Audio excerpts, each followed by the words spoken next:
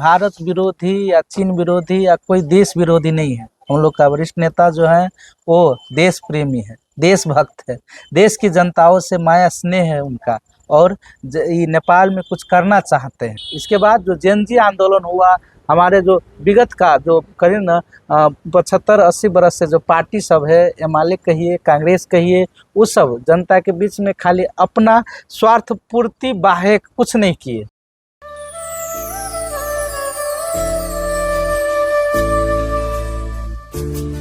Good morning Madhubani news के खास show good morning Madhubani में आपका स्वागत है। जैसा कि आपको पता है कि सुबह के 7:30 बज चुके हैं और 7:30 बजे यह कार्यक्रम हम लेकर के आते हैं और हमारे साथ कोई खास व्यक्ति होते हैं, किसी एक टॉपिक पर हम बात करते हैं। तो आज हम मौजूद है नेपाल में, नेपाल के जनकपुर धाम में।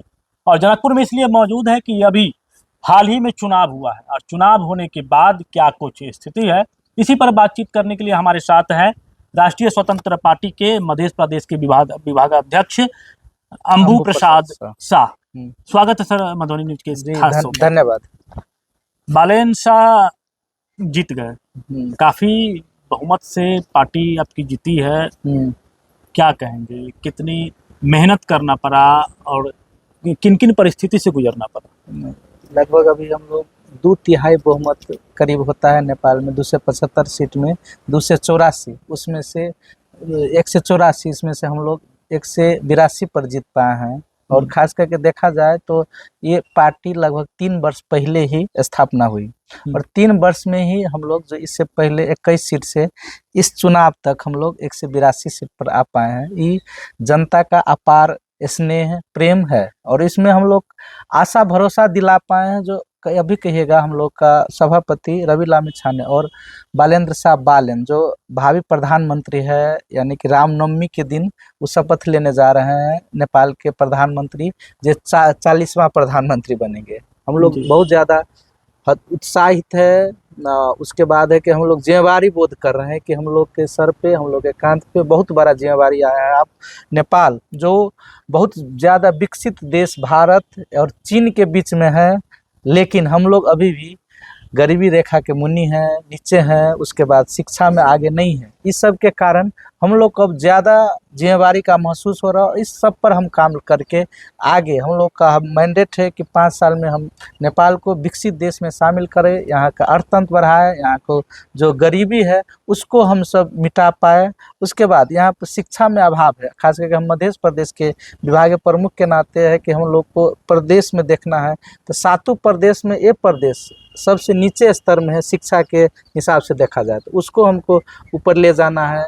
लगातार विभिन्न जो हम लोग बॉर्डर से सटे हुए हैं, यहाँ भी सुरक्षा का बात है, सुशासन का बात है, इन लोग को इन सब बात पर हम लोग को ध्यान देना आवश्यक हो।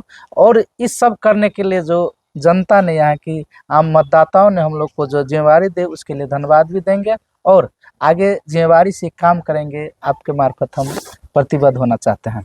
बहुत बड़ी जिम्मेदारी बन जाती है और यह जो एक कहा जाए तो एक सुनामी था, जिस तरह से जेनजी आंदोलन हुआ, आंदोलन के बाद विभिन्न पार्टी के लोग, प्रधानमंत्री जो पूर्व प्रधानमंत्री अब कह सकते हैं, वो उम्मीदवार थे और उनको इस तरह से पटखनी देना और खास करके देखा जाए युवाओं का, जेनजी के बाद युवाओं का जो आकर्षण था काफी था। तो क्या युवाओं के भरोसा पर कैसे उतरेंगे, क्या क्या प्लानिंग होगी, किस लेवल पर इस चीज़ों को रख रहा है? एक तरफ चीन है और एक तरफ भारत है। भारत में कहा जा रहा है, तो एक अंदेशा भी कहा जा रहा है कि बालेन शाह भारत विरोधी है, इस तरह की भी बातें। कोई ऐसा कुछ नहीं, भारत विरोधी या चीन विरोधी या कोई देश विरोधी नहीं है। हम लोग का वरिष्ठ नेता जो है वो देश प्रेमी है, देशभक्त है, देश की जनताओं से माया स्नेह है उनका, और ये नेपाल में कुछ करना चाहते हैं। इससे पहले हम कुछ विगत में जाए तो इससे पहले जो रैपर रह चुके हैं, देश के प्रति माया अथाह होने के कारण काठमांडू के महानगर पालिका के मेयर बने और वहाँ पर जनता का भरोसा बहुत ज़्यादा अपार माया, उसके साथ जो जिम्मेवारी माया तो दिखा दिए सब लोगों को विकास कैसे किया जाता है, सुशासन कैसे लाया जाता है, सार्वजनिक काम है उसको कैसे इजी वे में किया जाता है, ये सब दिखा दिया है। उससे जनता के बीच में, यहाँ के लोगों में बहुत ज़्यादा उत्साह और उनके प्रति आशा भरोसा और विश्वास था ही। इसके बाद जो जेनजी आंदोलन हुआ, हमारे जो विगत का जो करीब न 75-80 बरस से जो पार्टी सब है, एमाले कहिए, कांग्रेस कहिए, वो सब जनता के बीच में खाली अपना स्वार्थ पूर्ति बाहे कुछ नहीं किए।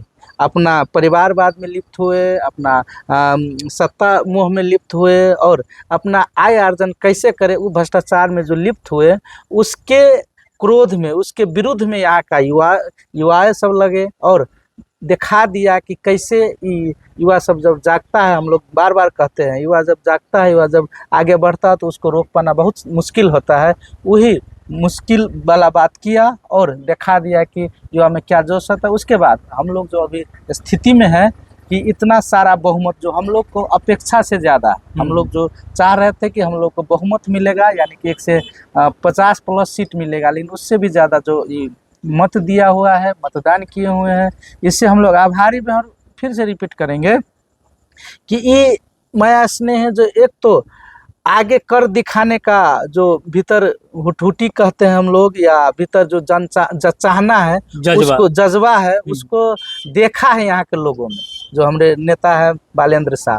और दूसरी बात, करने की उसमें इच्छा शक्ति है। आगे देखा जाएगा तो आप मुद्दा उठाए कि भारत विरोधी है, ऐसा कोई बात नहीं है। आप अगर स्टेटमेंट सब देखिएगा या कहिएगा तो वो साफ साफ है कि हम आगे बढ़ेंगे तो पड़ोसी मुल्क भी हमको साथ देगा, हमारा इष्ट मित्र भी साथ देगा। हम खराब करेंगे तो हमको कोई नहीं साथ देगा, हमको चापेगा। जब वो प्रधानमंत्री के पद पर आएंगे तो निश्चित ही उससे पहले और जब पद पर आएंगे तो एक बदला हुआ रूप जरूर बालेंद्र शाह में देखने को मिलेगा।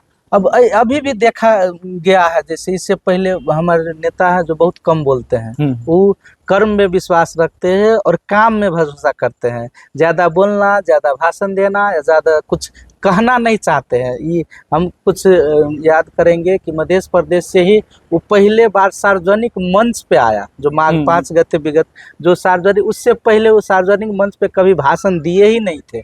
और मैथिली में भाषण देना, मैथिली में जो अपना मदर टंग है, या जो मध्य प्रदेश के वासी है मोहतरी के, यहाँ के स्थानीय लैंग्वेज में मैथिली में भाषण दिए और दिखाया कि नहीं, एक्चुअल में यहाँ के वासी रह चुके हैं, यहाँ का जनधरती है।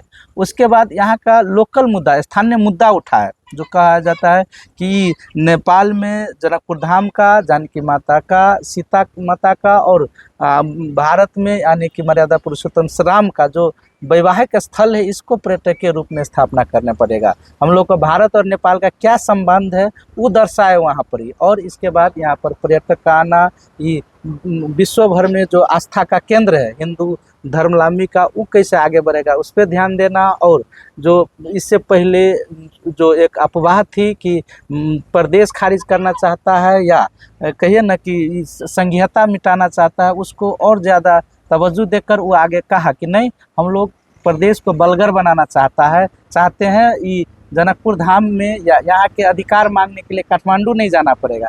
इससे ही दर्शाया जाता है कि एगो विजनरी नेता है, एगो अच्छा नेतृत्व प्रदान करने वाले नेता है। हम लोग को अभी भी एकदम बांध के रखे हैं। आगे अभी भी आप स्थानीय से बात करिएगा तो आपको उसमें एगो नज़र आएगा कि नहीं, वो आस पलाया है। अभी परिवर्तन जो है उससे सबके मन में एगो आस जागा कि नहीं, अब हम जो सरकार बना है वो हमारे लिए कुछ कर पाएगा।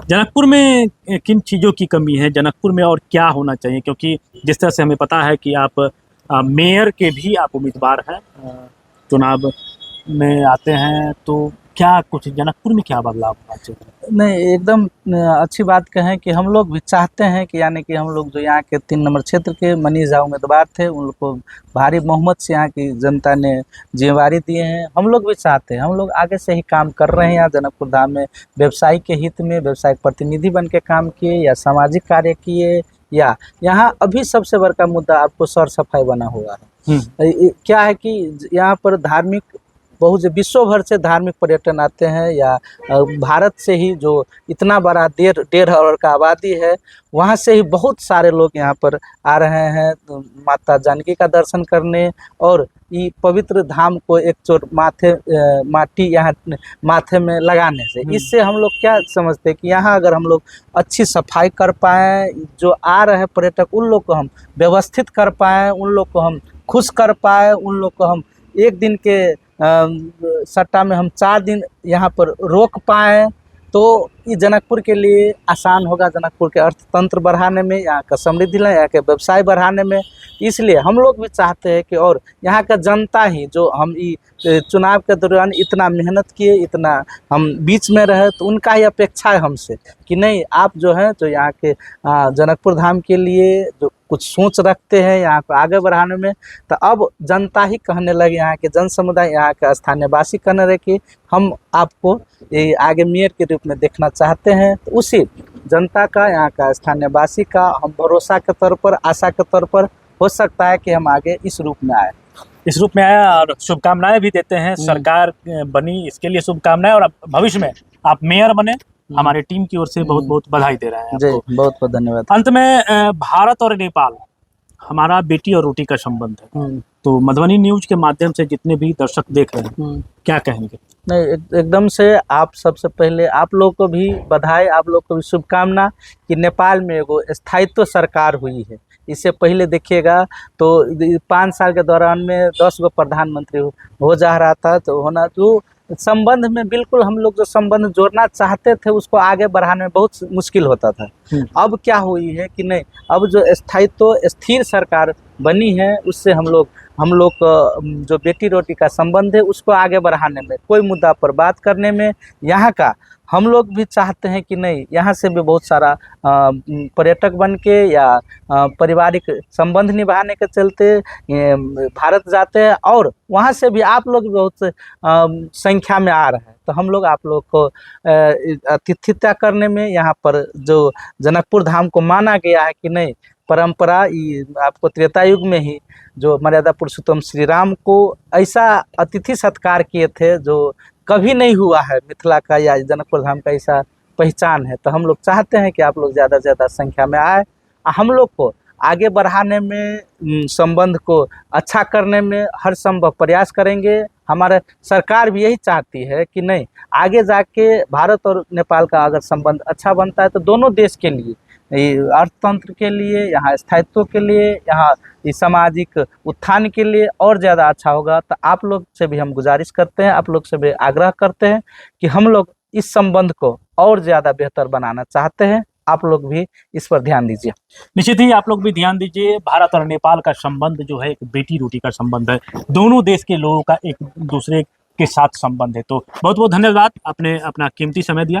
तो अभी हम जनकपुर में हैं और हमने चर्चा किया कि ये जो सरकार नेपाल में नई सरकार बनी है, नई सरकार बनने के बाद नेपाल का स्वरूप क्या होगा, नेपाल के जो इस पार्टी के लोग हैं, ये पार्टी भारत को लेकर के क्या सोचती है, और जनकपुर धाम को वैश्विक स्तर पर पहचान दिलाने के लिए पूरी तरह से यहाँ काम किया जाएगा। बालेन शाह का यह लक्ष्य है। तो बने रहे मधुबनी न्यूज के साथ। हमें यूट्यूब पे देख रहे हैं तो सब्सक्राइब करें, फेसबुक पे देख रहे हैं तो हमारे पेज को लाइक करें। शुक्रिया, धन्यवाद। आप हमारे मधुबनी न्यूज को फेसबुक पे देख रहे हैं तो पेज को लाइक करें, यूट्यूब से देख रहे हैं तो हमारे चैनल को सब्सक्राइब करें और बेल आइकन को दबाना ना भूलें।